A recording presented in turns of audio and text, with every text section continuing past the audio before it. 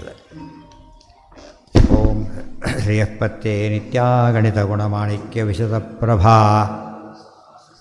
ಜಾಲೋಲ್ಲಾಸೋಪಹತ ಸಕಲಾವದ್ಯತಮಸೇ ಜಗಜ್ಜನ್ಮಸ್ಥೇಮ ಪ್ರಳಯರಚನಾಶೀಲಬುಪುಷೇ ನಮೋ ಅಶೇಷಾಮ್ನಾಯ ಸ್ಮೃತಿಹೃದಯ ದೀಪ್ತಾಯ ಹರಯೇ. ನ ಶಬ್ದಾಬ್ಧೌ ಗಾಢಾ ನ ಚ ನಿಗಮಚರ್ಚಾಸು ಚತುರಾ ನ ಚ ನ್ಯಾಯೇ ಪ್ರೌಢಾ ನ ಚ ವಿದಿತವಿದ್ಯಾ ಅಪಿ ವಯಂ ಪರಂ ಶ್ರೀಮತ್ಪೂರ್ಣಪ್ರಮತಿಗುರುಕಾರುಣ್ಯಸರಣಿಂ ಪ್ರಪನ್ನಾಃ ಮಾನ್ಯಾಃ ಸ್ಮಃ ಕಿಮಪಿ ಚ ವದಂತೋಪಿ ಮಹತಾಂ. ನಾರಾಯಣಂ ನಿಖಿಲಪೂರ್ಣಗುಣೈಕದೇಹಂ ನಿರ್ದೋಷಮಪ್ಯತಮಮಪ್ಯಖಿಲೈಃ ಸುವಾಕ್ಯೈಃ ಅಸ್ಯೋದ್ಭವಾದಿತಮಶೇಷವಿಶೇಷತೋಪಿ ವಂದ್ಯಂ ಸದಾ ಪ್ರಿಯತಮಂ ಮಮ ಸನ್ನಮಾಮಿ. ಓಂ ಓಂ ಅಥಾತೋರ್ಮಜಿಜ್ಞಾಸಾ ಓಂ ಕುಪಿತಾ ಹಿ ಫಣಚ್ಛಾಯಾ ಸಮೀಕೃತ್ಯಾಪರಂ ಸುಖಂ ಸೇವಂತೆ ಯತ್ಪದಂ ಧೀರಾಃ ತಮುಪಾಸೇ ಶ್ರಿಯಃ ಪತಿ. ಇಷ್ಟು ಸೂಕ್ತಗಳಲ್ಲೀಗ ಸಂಧ್ಯಾಧಿಕರಣ ಹೆಸರೇನಿದಕ್ಕೆ ಸಂಧ್ಯಾಧಿಕರಣ ಅಂತ ಹೆಸರು. ಭಾವನಾ ಅಪರನಾಮಕಾಃ ಸಂಸ್ಕಾರಾಃ ವಾಸನಾಃ ಸರ್ವವಸ್ತೂನಾಂ ಅನಾದ್ಯನುಭವಾಗತಾಃ ಸಂತ್ಯೇವ ಅಶೇಷಜೀವಾನಾಂ ಅನಾದಿ ಮನಸಿ ಸ್ಥಿತಾಃ. ಮೊದಲನೇದಾಗಿ ಇವತ್ತು ಅಲ್ಲೇನು ಹೇಳಿದರು, ಕಾರಣ ಇದೆ, ಕುಂಬಾರ ಇದ್ದಾನೆ, ಮಣ್ಣಿದೆ, ಗಡಿಗೆ ಬಂತು, ಆದ್ದರಿಂದ ಅದು ಸತ್ಯ ಅಂತ ಒಪ್ತೇವೆ. ಇದು ಅಲ್ಲ ಅಂತ ಕೇಳಿದರೆ ಇಲ್ಲ, ಇಲ್ಲೂ ಇದೆ, ವಾಸನ ಇದೆ ಅಂತೇಳಿ. ವಾಸನನೇ ಏನದಕ್ಕೆ? ವಾಸನ ಏನು? ಅದೇ ಮೆಟೀರಿಯಲ್ ಕಾಸ್, ಅದು ಉಪಾದಾನ ಕಾರಣ ವಾಸನನೇ. ಅದು ಫಸ್ಟ್ ಪಾಯಿಂಟ್. ನನು ಭಾವನಾಖ್ಯ ಸಂಸ್ಕಾರೋ ಅನುಭವಜನ್ಯ ನ ಚ ಸರ್ವಜೀವಾನಾಂ ಸರ್ವವಸ್ತು ಅನುಭವೋ ಅಸ್ತಿ. ಆದ್ದರಿಂದ ತತ್ ಕಥಂ ಅಶೇಷಜೀವಾನಾಂ ಸರ್ವವಸ್ತು ವಾಸನಾಃ ಸಂತೇವ ಇತ್ಯತ ಉಕ್ತಂ ಅನಾದೀತಿ. ಅನಾದ್ಯನುಭವ ಪ್ರವಾಹೋತ್ಪನ್ನಾಃ. ತುಂಬ ಇಂಪಾರ್ಟೆಂಟ್ ಕ್ಲಾರಿಫಿಕೇಷನ್ ಅದು. ಪ್ರತಿಯೊಬ್ಬ ಜೀವರಿಗೂ ಕೂಡ ಸರ್ವವಸ್ತುಗಳ ಅನುಭವ ಇದೆ, ಸರ್ವವಸ್ತುಗಳ ಅನುಭವ ಅಂತ ಹೇಳಿದರು. ಒಂದು ಪ್ರಶ್ನೆ ಬಂತು, ಅದ್ಯಾಕೆ ಸಾಧ್ಯ? ಎಲ್ಲ ಜೀವರು ಸರ್ವಜ್ಞಾನ ಅಲ್ವಲ್ಲ, ಸರ್ವವಸ್ತು ಅನುಭವ ಹೇಗೆ ಬರುತ್ತೆ ಅವರಿಗೆ ಅಂತ ಕೇಳಿದರೆ ನೋಡಿ, ಇಂಪಾರ್ಟೆಂಟ್. ತತ್ ಕಥಂ ಅಶೇಷಜೀವಾನಾಂ ಸರ್ವವಸ್ತು ವಾಸನಾಃ ಸಂತೇವ ಇತ್ಯತ ಉಕ್ತಂ ಅನಾದೀತಿ. ಅನಾದ್ಯನುಭವ ಪ್ರವಾಹ ಉತ್ಪನ್ನಾಃ. ವೆರಿ ಇಂಪಾರ್ಟೆಂಟ್ ಇದು. ಎಷ್ಟು ಜನ್ಮ ಆಗಿದೆ ಜೀವನಿಗೆ? ಅನಾದಿ ಕಾಲದಾಗಿದೆ. ಆಗಿದ್ದರಿಂದ ಒಂದಲ್ಲ ಒಂದು ಕಾಲಕ್ಕೆ ಏನಾಗಿದೆ ಅವನಿಗೆ? ಎಲ್ಲ ವೆರೈಟಿ ಅನುಭವ ಆಗೋಗ್ಬಿಟ್ಟಿದೆ, ಎಲ್ಲ ವೆರೈಟಿ ಅನುಭವನ ಆಗೋಗ್ಬಿಟ್ಟಿದೆ ತಿಳಿದು. ಆದರೂ ವೈರಾಗ್ಯ ಬಂದಿಲ್ಲ ಅದೇನರ್ಥ? ಅದು ಬಿಡಕ್ಕೆ ತಯಾರಿಲ್ಲ ಅಂತ ಅರ್ಥ. ಅನ್ಯಾಯ ಅಂತ ಗೊತ್ತಿದ್ರೂ ಮಾಡಿದಾಗತ್ತೆ. ನಮಗೆ ಎಷ್ಟೋ ಸತ್ತು ಗೊತ್ತಾಗುತ್ತೆ. ಶುಗರ್ ತಿನ್ಬೇಡ ಹೇಳಿರ್ತಾರೆ, ಕತ್ತು ತಿಂತಾರೆ, ಯಾರು ಇಲ್ಲ ಅಂತ ತಿಂದುಬಿಡ್ತಾರೆ. ಉಳಿದವ್ರಿಗೆ ಒಳ್ಳೆಯದಕ್ಕೋ ಇವ್ರಿಗೆ ಒಳ್ಳೆಯದಕ್ಕೆ ಹೇಳಿರೋದವನು ಆದರೂ ತಿಂತಾನೆ. ಅದಕ್ಕೆ ಆಸೆ, ಗೊತ್ತಾಯ್ತಾ? ಅದೇ ಕಾಮ ಏಷ ಕ್ರೋಧ ಏಷ ರಜೋಗುಣ ಸಮುದ್ಭವ. ಅವನೇ ಹೇಳ್ತಾನೆ, ಹೌದು ಈಗ ಮೊದಲೆಲ್ಲ ಕಾರಣ ಬೇರೆ ಬೇರೆ ಕಾರಣ ಕೊಡ್ತಾನೆ. ಇಲ್ಲ ಬೇಡ ಅಂದರೆ ಹಾಕಿಬಿಟ್ರು, ಚೆಲ್ಲಬಾರ್ದು ಅಂತ ಬಿಟ್ಟೆ, ಪ್ರಸಾದ ಅಂತ ಬಿಟ್ಟೆ, ಕೊನೆಗೆ ಕೇಳಿದರೆ ನನಗೂ ಬೇಕಾಗಿತ್ತು ಅಂತ ಕೊನೆಗೆ ಹೇಳ್ತಾರೆ. ಇಲ್ದೋದ್ರೆ ತಿನ್ನಕ್ಕೆ ಬರ್ತಿದ್ದಿಲ್ಲ. ಬೇಡ ಅಂತ ಹೇಳಿದಾಗ ತಿಂತಾನೆ, ಪ್ರಸಾದ ತಿನ್ನದೆ ಸಾಧ್ಯ ಇಲ್ಲ ಅಂತ ಹೇಳ್ತಾನೆ. ಒಳಗಿರೋ ಕಾರಣ ಕಾಮ ಏಷ ಕ್ರೋಧ ಏಷ.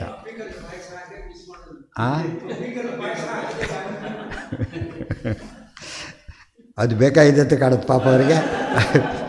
ಇವತ್ತು ಮಾಡಿದ್ರು ಮಾಡಿಬಿಡು ನೋಡಿ. ಉಕ್ತಂ ಅನಾದೀತಿ ಅನಾದ್ಯನುಭವ ಪ್ರವಾಹ ಉತ್ಪನ್ನಾಃ. ಅದಕ್ಕೆ ಕನಕದ ಹರಿಭಕ್ತಿ ಸಾರ ಇದೆ, ಗೊತ್ತಾಯ್ತಿಲ್ಲ? ಏನದು? ಹುಟ್ಟದಿರುವ ಯೋನಿಗಳಿಲ್ಲ, ಅಟ್ಟು ಉಣ್ಣದ ವಸ್ತುಗಳಿಲ್ಲ, ಎಲ್ಲ ಪದಾರ್ಥ ತಿಂದಿರ್ತಾನೆ, ಗೊತ್ತಾಯ್ತೀರಿ? ಎಲ್ಲ ಕಡೆ ಹುಟ್ಟಿರ್ತಾರೆ, ಎಲ್ಲ ಪ್ರಾಣಿ ಜನ್ಮನೂ ಬಂದಿರುತ್ತೆ ಅವನಿಗೆ ಅಂತ ಹೇಳಬೇಕಾದ್ರೆ ಹರಿಭಕ್ತಿ ಸಾರ ಮತ್ತು ದೇವ್ರ ನಾಮ ಇದೆ. ಕುಲವೆಂದು ಹೊರ ಅದರಲ್ಲಿ ಹೇಳ್ಬೇಕಾದ್ರೆ ಹೇಳ್ತಾರೆ. ಇವತ್ತು ಯಾರೇ ಕುಲ ಒಂದು ಕಾಲಕ್ಕೆ ಕುಲದವರಾಗಿದ್ದೀರಿ ಅಂತ ಅರ್ಥ. ಒಂದು ಕಾಲಕ್ಕೆ ಆಗಿರೋದಾದ್ರಿಂದ ಅಲ್ಲಿ ನಿಮ್ಮನ್ನು ಹೇಟ್ ಮಾಡಿದರೆ ನಿಮಗೆ ಸಿಟ್ಟು ಬರುತ್ತೋ ಇಲ್ಲೋ? ಈಗಲೂ ಅದೇ ಆಗಿದೆ. ಆದ್ದರಿಂದ ಉಳಿದವ್ರನ್ನ ಏನು ಮಾಡಬೇಕು? ಇಲ್ಟ್ರೀಟ್ ಮಾಡಬೇಡಿ, ಅದು ಇಂಪಾರ್ಟೆಂಟ್. ಇಲ್ಟ್ರೀಟ್ ಮಾಡಬಾರ್ದು ಎಂಬುದು ತಾತ್ಪರ್ಯ. ಅನಾದ್ಯನುಭವ ಇದೇ ಸುಧಾವಾಕ್ಯ ನೋಡಿದಾಗ ಕನಕದಾಸರ ಚೆನ್ನಾಗಿ ಅರ್ಥ ಆಗುತ್ತೆ, ಗೊತ್ತಾಯ್ತಾ? ವಾಸನಾನಾಂ ಆತ್ಮಸಮವೇತತ್ವಂ ವೈಶೇಷಿಕಾದಿಭಿರಭ್ಯುಪಗತಂ ತನ್ನಿರಾಸಾರ್ಥಮುಕ್ತಂ ಮನಸ್ಸಿ ಸ್ಥಿತಾಃ ಇತಿ. ವಾಸನ ಎಲ್ಲರೂ ತಪ್ಪು ಹೇಳ್ತಾರೆ ಪಾಪ ಅವರು. ವಾಸನ ಎಲ್ಲಿರುತ್ತೆ ಅಂತ ಕೇಳಿದರೆ ಜೀವಕ್ಕೆ ಕಂಡುಕೊಂಡಿರುತ್ತೆ ಅಂತ ಹೇಳ್ತಾರೆ. ಅಲ್ಲ, ಮನಸ್ಸಿ ಸ್ಥಿತಾ. ವಾಸನೆ ಎಲ್ಲಿ ಡಂಪ್ ಆಗುತ್ತೆ? ಮನಸ್ಸಿನೊಳಗೆ ಡಂಪ್ ಆಗಿರುತ್ತೆ. ಇತಿ ಜಾತವು ಏಕವಚನ. ಮನಸ್ಸಿ ಅಂತ ಯಾತಕ್ಕೆ ಹೇಳಿ? ಎಲ್ಲರ ಮನಸ್ಸು ಅಂತ ಹೇಳೋದಕ್ಕೋಸ್ಕರ ಮನಸ್ಸಿ ಅಂತ ಹೇಳಿದರು. ಸಾಧಿನೋ ಮನಸಃ ಕಥಂ ಅನಾದಿವಾಸನಾ ಸಂಬಂಧ ಇತ್ಯತ ಉಕ್ತಂ ಅನಾದಿ. ಮತ್ತೊಂದು ಪ್ರಶ್ನೆ ಹಾಕಿದ. ಪ್ರಶ್ನೆ ಉತ್ತರ: ಮನಸ್ಸೇ ಸಾದಿ, ದೇಹ ಜೊತೆ ಮನಸ್ಸು ಅಂಟ್ಕೊಂಡಿದೆ, ಮನಸ್ಸು ಹೋಗಿಬಿಡುತ್ತೆ. ಅನಾದಿ ವಾಸನ ಎಲ್ಲಿಂದ ಬರುತ್ತೆ ಅಂತ ಕೇಳಿದರೆ ಅದಕ್ಕೆ ಉತ್ತರ ಕೊಟ್ಟರು: ಅನಾದಿ ಮನಸ್ಸಿ ಸ್ಥಿತಾ. ಸ್ವರೂಪದ ಮನಸ್ಸು ಬೇರೆ ಇದೆ, ಸ್ವರೂಪದ ಮನಸ್ಸು ಬೇರೆ, ಬಾಹ್ಯ ಮನಸ್ಸು ಬೇರೆ. ಈ ಕಣ್ಣು ಬೇರೆ, ಸ್ಪೆಕ್ಸ್ ಬೇರೆ. ಗೊತ್ತಾಯ್ತಾ? ಇಲ್ಲಿ ಎರಡು ವರ್ಕ್ ಮಾಡ್ತಿದೆ, ಈಗ ಎರಡು ವರ್ಕ್ ಮಾಡ್ತಿದೆ, ನಮಗೆ ಗೊತ್ತಾಗಲ್ಲ. ಆ್ಯಕ್ಚುಲಿ ಅನಾದಿ ಮನಸ್ಸು ಎಂಥದ್ದು, ಯಾವಾಗಲೂ ಇರೋದೇನೆ, ಮೋಕ್ಷದಲ್ಲೂ ಇರುತ್ತೆ ಮತ್ತೆ ಅದು. ಯಾಕೆ ಸ್ವರೂಪಕ್ಕೆ ಅಂಟಿಕೊಂಡಿರೋದು. ಇದೇನಿದು ಮೇಲಿನ ಕವರಿಂಗ್ ಅಷ್ಟೇ. ಆದರೆ ಇನ್ನೊಂದು ಮನಸ್ಸಿದೆ, ಎಷ್ಟು ವಿಷಯ ಹೇಳ್ತಾ ಅದು ಅಷ್ಟರೊಳಗೇನೆ. ಅನಿರುದ್ಧ ದೇಹ ಅಲ್ಲ, ಸ್ವರೂಪದಲ್ಲೇ ಇದೆ, ಸ್ವರೂಪದಲ್ಲೇ ಇದೆ. ಜೀವ ಮನಸ್ಸು ಇಂದ್ರಿಯ ಇಲ್ಲದೆ ಜೀವ ಇಲ್ಲ. ಅಯ್ಯ ನಮ್ಮ ಬಾಯಿ ಇದೆ, ಇದು ಬಾಹ್ಯ ಮನಸ್ಸು, ಪ್ಲಾಸ್ಟಿಕ್ ಅಷ್ಟೇ. ಹಾಂ ಹಾಂ ಹಾಂ ಛೇ ಸ್ಥೂಲ ಸೇರಿ ಅನಿರುದ್ಧ ದೇಹ, ಲಿಂಗದೇಹ ಮೂರು ಇದೆ ಮೇಲೆ, ಮೂರು ಮನಸ್ಸು ಎಲ್ಲ ಕಡೆ ಸೇರಿಕೊಂಡಿದೆ. ಇಲ್ಲಿ ಮುಟ್ಕೊಂಡ್ಬಿಟ್ರೆ ಕೈ ಎಲ್ಲ ವಾಸನೆ ಆಗುತ್ತಲ್ಲ, ಇಲ್ಲಿಂದ ಶುರು ವಾಸನೆ ಬರಲಿಕ್ಕೆ. ಲಿಂಕ್ ಒಂದಕ್ಕೊಂದು ಸ್ವರೂಪ ದೇಹಕ್ಕೆ ಅನಿರುದ್ಧ, ಲಿಂಗ, ಇದು ಸ್ಥೂಲ, ಮೂರು ಪ್ಲಸ್ ಒಂದು ಒರಿಜಿನಲ್. ಅದು ಇತ್ಯತ ಉಕ್ತಂ ಅನಾದೀತಿ ಏತದೇವ ಪ್ರಪಂಚ ಇತಿ ತ್ರಿಗುಣಾತ್ಮಕಮಿತಿ. ಅದು ಎಂಥದ್ದು? ತ್ರಿಗುಣಾತ್ಮಕಮ್ಮನೋ ಅಸ್ತೇವ ಯಾವನ್ಮುಕ್ತಿ ಸದಾತನಂ. ಇದು ತ್ರಿಗುಣಾತ್ಮಕ ಮನಸ್ಸಿದು, ನೆನಪಿರಬೇಕು. ಈ ಮನಸ್ಸಲ್ಲಿ ಏನೇ ಸೇರ್ಕೊಂಡ್ಬಿಟ್ಟಿದೆ? ಸತ್ವಗುಣ ಮೂರು ಸೇರ್ಕೊಂಡ್ಬಿಟ್ಟಿದೆ. ಸ್ವರೂಪ ಮನಸ್ಸಿನ ಅದಿಲ್ಲ, ಮುಕ್ತಿಯಲ್ಲಿ ಅದು ಒಂದೇ ಇರುತ್ತೆ. ಶುದ್ಧ ಮನಸ್ಸು, ಶುದ್ಧಾಂತಃಕರಣ. ಇಲ್ಲಿ ಮಿಕ್ಸ್ ಆಗಿಬಿಟ್ಟಿದೆ.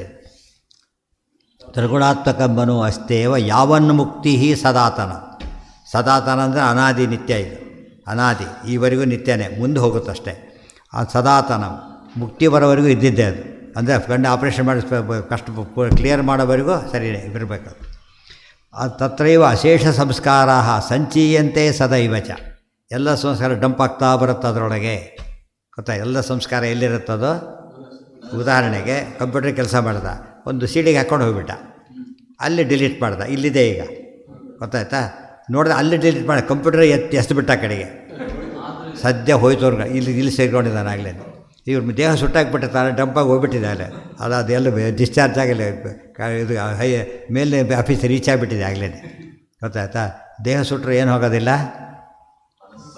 ಈ ಉದಾಹರಣೆಗೆ ಕೊಲೆ ಮಾಡಿದೆ, ಕೈ ತೊಳ್ಕೊಂಡ್ಬಿಡ್ತಾ, ಕ್ಲೀನ್ ಆಯಿತು. ಏನು ಕ್ಲೀನ್ ಆಯಿತು? ಇದಾಗಿದೆ, ಈ ಕ್ಲೀನ್ ಅಷ್ಟೇ. ಮನಸ್ಸಿಗೆ ಅಂಟ್ಕೊಂಡ್ಬಿಟ್ಟು ಆಗಿದೆ ಈಗಾಗಲೇ. ಆ ಪಾಪ ಇಲ್ಲ, ಕೈ ತೊಳ್ಕೊಂಡ್ಬಿಟ್ಟಿದ್ಯಾ, ಓಕೆ ಅವ್ರು ಫ್ರೀ ಅಂತ ಹೇಳ್ತಾರಾ? ಕೈ ತೊಳ್ಕೊಂಡ್ರೆ ಹಿಡಿತೀವಿ ಅಂತ ಹೇಳಿದರೆ ತಪ್ಪದು.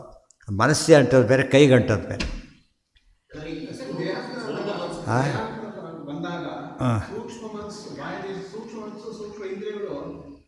ಇಲ್ಲಿ ನೋಡಿ, ನಮಗೆ ಕಾಣೋ ವಿಸಿಬಲ್ ಪೆನ್ ಡ್ರೈವ್ನಲ್ಲಿ ಎಷ್ಟು ವಿಸಿಬಲ್ ಪೆನ್ ಡ್ರೈವ್ನಲ್ಲಿ ಇಷ್ಟು ಪೆನ್ ಡ್ರೈವ್ ಎಷ್ಟಿರುತ್ತೆ ವಿಸಿಬಲ್ ಪೆನ್ ಡ್ರೈವ್ನಲ್ಲಿ. ಗೊತ್ತಾಯ್ತಾ? ಅದು ಇನ್ವಿಸಿಬಲ್ ಪರಮಾತ್ಮ ಸೂಕ್ಷ್ಮ. ಎಷ್ಟು ಸೂಕ್ಷ್ಮ ಅಂದರೆ ಜೀವನ ಜೊತೆಗೆ ಹೋಗ್ಬಿಟ್ಟಿದೆ ಈಗಾಗಲೇ, ತೊಗೊಂಡು ಹೋಗ್ಬಿಟ್ಟಿದ್ದಾರೆ. ಇಲ್ಲ ಇಲ್ಲಿ. ಹೌದೌದು, ಅದಕ್ಕೆ ಪಾರ್ಶಿಯಲಿ ನಾಶ ಆಗುತ್ತೆ, ಪಾರ್ಶಿಯಲಿ ಬರುತ್ತೆ. ಒಂದು ಪಾರ್ಟ್ ಹೋಗುತ್ತೆ, ಒಂದು ಪಾರ್ಟ್ ಬರುತ್ತೆ. ಗೊತ್ತಾಯ್ತಾ? ಹಲಸಿನ ಹುಳಿ ಮಾಡಿ ಅಂತ ಹೇಳಿದ, ಅರೆ ಸಿಪ್ಪೆಗಳೇ ಕಾಣೋದೆಲ್ಲ ತೆಗೆದಾಕ್ಬಿಟ್ಟಿದ್ದಾರೆ. ಅಂದ್ರೆ ಆ ಸ್ಟೇಜಲ್ಲಿ ಕಾಣಿಸಲ್ಲ ಅದು. ಬಟ್ ವಾಸ್ತಿ ಹಲಸಿನ ಗೊತ್ತಾಗುತ್ತಾ ಇಲ್ಲ? ಅದು ಹಲಸಿನ ತೊಗಟೆಯಲ್ಲೂ ಹಲಸಿನ ವಾಸನೆ ಇದೆ, ಬೀಜದಲ್ಲಿದೆ, ಹಣ್ಣಲ್ಲಿದೆ, ಎತ್ತಾಗಿ ಇಟ್ಟು ಜಾಗದಲ್ಲೂ ಕೂತಿರುತ್ತೆ. ಇಟ್ಟು ಜಾಗದ ವಾಸನೆ ಎತ್ಕೊಂಡಿರುತ್ತೆ ಆಗಲೇ. ಇಷ್ಟೆಲ್ಲ ಇದೆ ವಾಸನ ಅಂದರೆ ಅಷ್ಟು ವಿಚಿತ್ರ. ಕೆಲವು ವಾಸನೆ ವಿಸಿಬಲ್ಲು, ಕೆಲವು ನೋಟಿಸಬಲ್ ಅಲ್ಲ. ಕೆಲವು ವಾಸನೆ ನೋಟಿಸ್ ಮಾಡ್ಲಿಕ್ಕೆ ಬರೋದಿಲ್ಲ. ಈ ಹಲಸು, ಬೇವು ಎಲ್ಲ ಕ್ಲೀನಾಗಿ ಗೊತ್ತಾಗ್ಬಿಡುತ್ತೆ, ಉಳಿದೆಲ್ಲ ಗೊತ್ತಾಗೋದಿಲ್ಲ. ಅದು ವಾಸನೆ ಇಲ್ಲ ಅಂತಲ್ಲ, ಅದಕ್ಕೆ ಅದೆಲ್ಲ ಮ್ಯಾನಿಫೆಸ್ಟ್ ನಾನ್ ಮ್ಯಾನಿಫೆಸ್ಟ್ ಅಂತೀವಲ್ಲ, ಹಾಗೆ ತಕ್ಷಣ ಗೊತ್ತಾಗೋದಿಲ್ಲ. ಹಾಂ, ಸ್ವರೂಪ ಅಂತ ಹೇಳಿದ್ರು. ಸ್ವರೂಪಕ್ಕಿದೆ. ಈಗ ಮನಸ್ಸಿಗಿರೋದು ಯಾವುದು? ಸಾಕ್ಷಿಗಿಲ್ಲ. ಅದು ಮನಸ್ಸಿಂದ ನೋಡೋದಕ್ಕೆ ಏನಾಗುತ್ತೆ, ತನಗಿದ್ದಾಗೆ ಕಾಣಿಸುತ್ತೆ. ಹಾಂ, ಸಾಕ್ಷಿ ಇಲ್ಲಲ್ಲ, ಮನಸ್ಸಲ್ಲಿ ಡಂಪ್ ಆಗಿದೆ, ಅನಾದಿ ಮನಸ್ಸಲ್ಲಿ ಡಂಪ್ ಆಗಿದೆ. ಅದು ಇರೋದು ಸ್ವರೂಪ ದೇಹದಲ್ಲಿ. ಬಟ್ ಇದು ಡೀಲಿಂಕ್ ಆಗುತ್ತೆ. ಇದು ಆಮೇಲೆ ಸ್ವರೂಪ ಡೀಲಿಂಕ್ ಆಗಲ್ಲ, ಇದು ಡೀಲಿಂಕ್ ಆಗುತ್ತೆ. ಮುಕ್ತಿ ಬಂದಾಗ ಎಲ್ಲ ವಾಸನೆ ಹೋಗಿಬಿಡುತ್ತೆ. ಮುಕ್ತಿ ಆಗೋದಂದ್ರೆ ಇವೆಲ್ಲ ಸೇರ್ಕೊಂಡು ಹೇಳೋದು. ಸರ್ವಕರ್ಮ ಸಂಚಿತವಾದ ನಾಶವಾಗುತ್ತೆ ಅಂದರೆ ಬರೀ ಕರ್ಮ ಅಲ್ಲ, ಕರ್ಮದ ವಾಸನೆ ಎಲ್ಲ ಹೋಗಿಬಿಡುತ್ತೆ, ಪೂರ್ತಿ ಡೀಲಿಂಗ್ ಆಗಿಬಿಡುತ್ತೆ, ಏನೇನೇನೂ ಇಲ್ಲ. ಆ ಸ್ಥಿತಿ ಅಲ್ಲಿಗಿರಲಿ. ಹೊತ್ತಾಗಿದೆ, ಅವರಿಗೆಲ್ಲೂ ಹೋಗೋದಿದೆ ಕಾರ್ಯಕ್ರಮ. ಹಾಗೆ ಅಂದರೆ ದಿವಸ ಎಷ್ಟೊತ್ತಿಗೆ ಪಬ್ಲಿಕ್ ಊಟ ಎಷ್ಟೊತ್ತಿಗೆ ಹಾಕ್ತಾರೆ? ದಿವಸ ಹೋಗಿಲ್ಲ ನೀವು? ಹೋಗಿಲ್ಲ. ಬರ್ತಾ ಅದು ಫಸ್ಟ್ ಬ್ಯಾಚೇ ಯಾವ ಬ್ಯಾಚ್ ಯಾರಿಗೂ ಗೊತ್ತದ ಬ್ಯಾಚ್ ಆಗ್ತಾನೆ ಇರುತ್ತೆ ಒಂದಾದ ಫಸ್ಟ್ ಬ್ಯಾಚ್ ಬಂದವ್ರು ಮತ್ತೆ ರಿಲೀಸ್ ಆಗಿರ್ತಾರೆ, ಆಮೇಲೆ ಅವರು ಬರ್ತಾರೆ, ಶುರು ಮಾಡ್ತಾರೆ. ಸರಿ ಸರಿ, ಋಗ್ಭಾಷೆ ಬೇಡ, ಹೊತ್ತಾಗಿರುತ್ತೆ. ಸರ್ವೇಂದ್ರಿಯ ಪ್ರೇರಕೇಣ ಶ್ರೀ ಪ್ರಾಣಪತಿ ನೇರಿತಃ ಯದವೋಚ ಮಹಂತೇನ